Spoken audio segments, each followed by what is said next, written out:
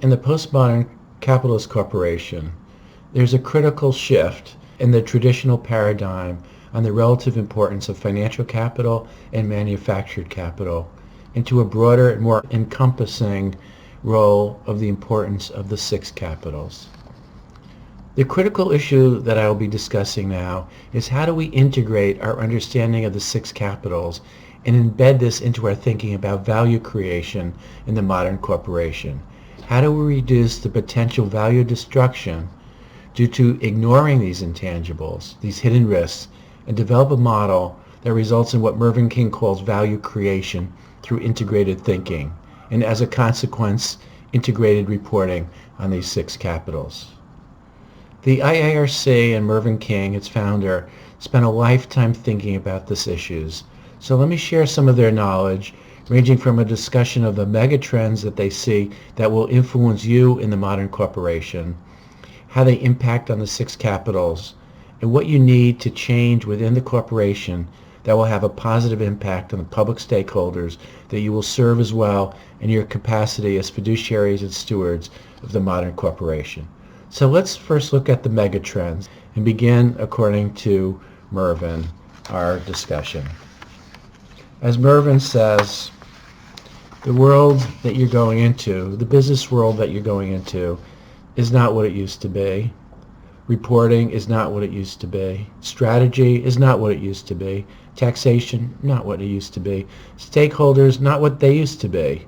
Transparency, not what it used to be. Value, not what it used to be. Raising capital, not what it used to be. So let's talk a little about Mervyn's megatrends. And I'll go through the megatrends quickly, and then we'll discuss each one of them a little more in depth, at least some of them. Global financial crises, climate change crisis, ecological overshoot, radical transparency, greater expectation from stakeholders, population growth, digital and internet generation era, fourth industrial revolution. We can't carry on business as usual, and we have to learn to make more with less. Regarding climate change, the climate change crisis, Mervyn looks at this from the perspective of stranded assets. Stranded assets are those with a value that would change dramatically, either positively or negatively, under certain scenarios such as reasonable price on carbon or water, or improved regulation on labor standards in the emerging economies. Stranded assets have the potential to reduce the long-term value of entire sectors ranging from oil and gas and pharmaceuticals, and not just the value of particular companies. As a result, according to King, there is a potential for stranded businesses, a prospect which seems to be giving many people an interest in maintaining and defending the status quo and slowing the transition to more sustainable models.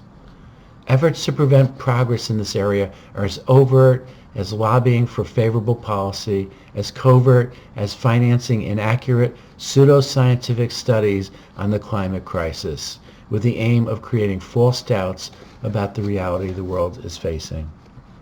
And as Mervyn says, until there are policies that establish a fair price for widely understood externalities, academics and financial professionals, legal, fiduciaries, and stewards should strive to quantify the impact of stranded assets and analyze the subsequent implications for assessing investment opportunities. The ecological overshoot that Mervyn King talks about in Megatrends is population explosion, limitless resources, and infinite capacity that, of course, we know is not true. He calls this Planet Inn, like Holiday Inn.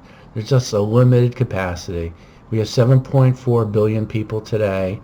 By 2045, have 9.3 billion people. There's food insecurity because unlimited resources are not unlimited. And as he says today, 1.8 billion people have no access to potable water. Regarding the internet generation, and that's you folks, the millennials, Ph.D. students, LLMs, that the global financial crisis is only physical, but the environmental crunch is much more important.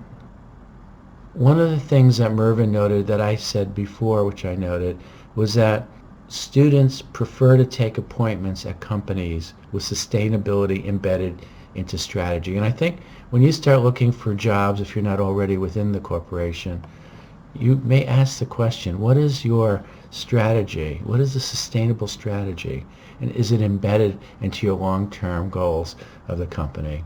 As again, Mervyn talks about going from share value to shared values. So let's take a look then at how we translate the 6 capitals and our knowledge of them into an action plan. And what Mervyn King and the IRC have done is they've taken a look at 4 stages of this integrated thinking. Of course, Mervyn says that Einstein's definition of insanity, doing something over and over again and expecting a different result, is effectively what we're doing right now without integrated thinking about all the 6 capitals. If we only think about financial capital that can determine value creation, the result actually could be the destruction of value. A second stage of integrated thinking is to understand and accept there is a problem. It's like an Aristotle theory. There is a problem, a new solution is required, but the solution can't be based on old thinking. As Einstein said, we can't solve our problems with the same thinking we used to create them. And again, if our strategy only considers financial, it's not a strategy. And corporate social responsibility is not a strategy. And finally, sustainability issues, if they're not embedded in the strategy, are not a strategy of true integrated thinking. Mervyn talks about the third stage of integrated thinking and integrated reporting as well. He says, well, all 6 capitals must be considered. The relationships with stakeholders must be considered. The resources and the relationship to those resources must be considered. And the question you will need to ask in your organization is, how do you make your money? What decision-making abilities do you have? Is it value creation? Is it value destruction? Or is it transformation? And can you even ask those questions in terms of the current strategy that you're in your current corporation? And then let's take a look at the inputs and the outcomes, the internal and the external consequences for these 6 capitals. And finally, in this 4th stage of integrated thinking, Mervyn talks about moving from share value to shared value. And you've heard that a couple of times before. But basically, that company that directs its operation to generating long-term value for its business and absolutely for its society. And that its success depends not only on internal financial return, but external social, environmental, and economic results. It's a little discussion which I'd like to raise that Mervyn brings to the forefront on integrated thinking, its relationship to the 6 capitals. Over the past few decades, sustainability issues have slowly become mainstream, and there is a shift from the creation of share value to the generation of shared values. Through shared value creation, a company links its operations to generating long-term value both for its business and for society as a whole. It defines its success in terms of internal financial returns and external social and economic results, ultimately creating shared value, acknowledging both the work that corporations need to do to reduce negative impacts on society, as well as, and more fundamentally, how they can be part of the progress on global challenges such as climate change, the enforcement of human rights. So following this shift, there's a new trend of corporate reporting. It's called the integration of financial and non-financial concerns into one accounting tool known as integrated reporting. Now, this is not a factor in most publicly traded U.S. corporations, or in fact private corporations, but it is a factor that's spreading around the world in the EU, South Africa, and the UK. Mervyn also talks about the benefits of integrated reporting, and I think it's really important so that the siloed departments of corporate governance, corporate legal, corporate risk management, the executive suites, corporate financial, are not siloed. What Mervyn suggests is integrated reporting connects the departments. One of the benefits is the opportunity it provides to connect teams from across an organization, breaking down silos in developing more integrated thinking. Also, there's improved internal processes leading to better understanding of the business. Changes to the system driven by integrated reporting requirements are providing greater visibility among business activities and helping to improve understanding of how organizations create value in the broadest sense. Again, these are foreign concepts not really being performed among American corporations. And a third benefit of integrated reporting, the increased focus and awareness of senior management on the long-term sustainability of the business, which is helping them to gain a more holistic understanding of their organization. And it crosses department lines, crosses corporate, legal, risk management, financial. And it increases the awareness of all the C-suite and senior executives, the fiduciaries, the trustees, the stewards of the corporation, on the importance of holistic, integrated thinking. For better articulation of strategy and business model, this creates integrated reporting, creates better understanding of organizational activities, enabling companies to establish holistic business models, helping to streamline communications. And finally, and most importantly, we're talking about stakeholders. 5, organizations starting to identify ways to measure the value to stakeholders of managing and reporting on sustainability issues. The focus of understanding the 6 capitals and the focus of understanding integrated reporting is designed to result in improving the value of the company. As Mervyn says, the integrated report shows how an organization creates value over time. The process is influenced by the organization's external environment, its stakeholders, and the resources it uses. And it results in increases, decreases, or transformation of the resources triggered by the organization's operations. This displays its value creation process. And the integrated process includes value creation as a result of the organization looking at the financial returns to the providers of financial capital, but to the stakeholders in the society at large.